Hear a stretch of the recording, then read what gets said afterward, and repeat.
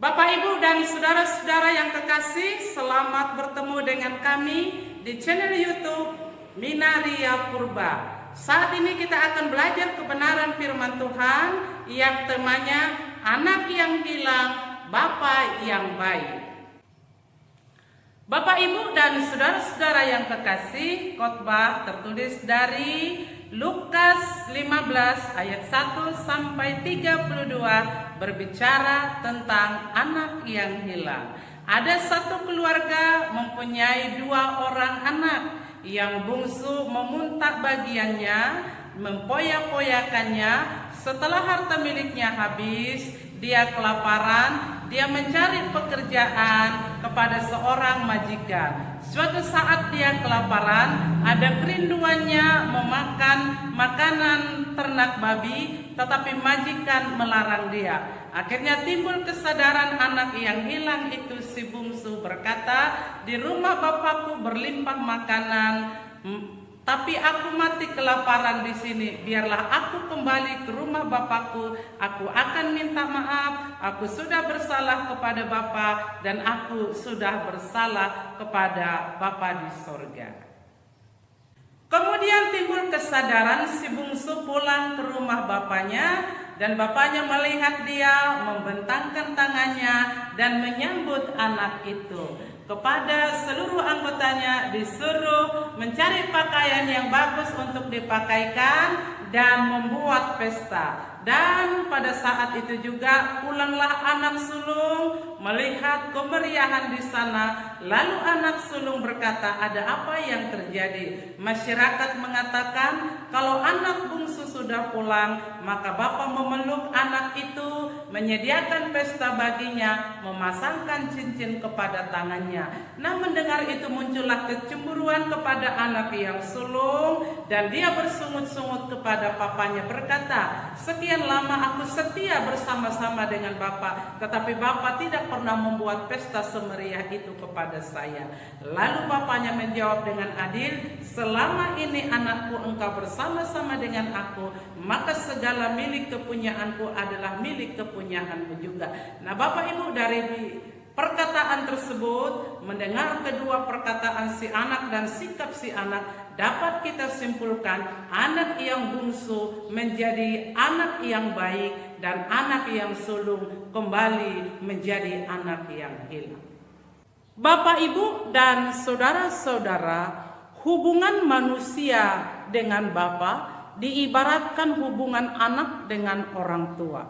Anak sulung, anak bungsu dalam ilustrasi ini adalah diibaratkan saya dengan saudara-saudara dalam perikop Lukas 15 ini adalah termasuk pemungut cukai, orang berdosa, ahli Taurat, orang Farisi. Kebaikan Bapa bersama-sama dengan orang berdosa, dalam hal ini pemungut cukai, diprotes oleh ahli Taurat atau orang-orang Farisi. Dipahami mereka, Bapa itu tidak mengetahui siapa orang berdosa, siapa orang baik, dan karena itu mereka berpikir kalau Bapa itu bodoh. Tetapi sebenarnya Bapa itu menyatakan kasihnya kepada orang-orang berdosa, karena kita tahu Bapa itu adalah sebagai gembala yang baik, yang hilang dicari, yang sakit disembuhkan, yang luka dibalutnya. Demikianlah peranan Bapa itu terhadap pemungut cukai dan orang-orang berdosa. Dia menantikan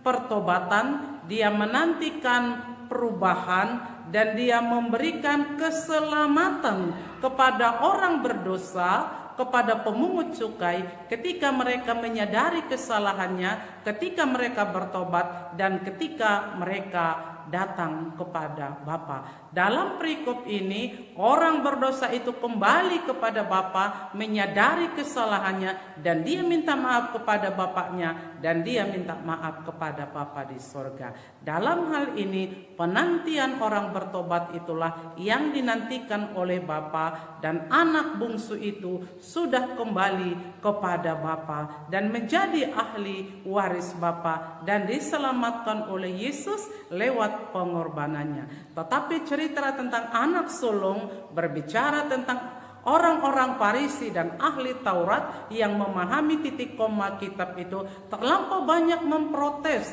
terlampau banyak menyalahkan, dan mereka berpikir keselamatan itu hanya kepada orang Israel, kepada bangsa pilihan, dan karena itulah dikategorikan mereka kembali menjadi anak yang hilang, dan dinantikan pada saat itu pertobatan mereka, kesadaran mereka, ketaatan mereka, kejujuran mereka, kesetiaan mereka, dan kasih mereka. Bapak, Ibu, dan saudara-saudara, saat ini terbentang luas di hadapan kita. Siapakah kita sebenarnya di hadapan Bapa?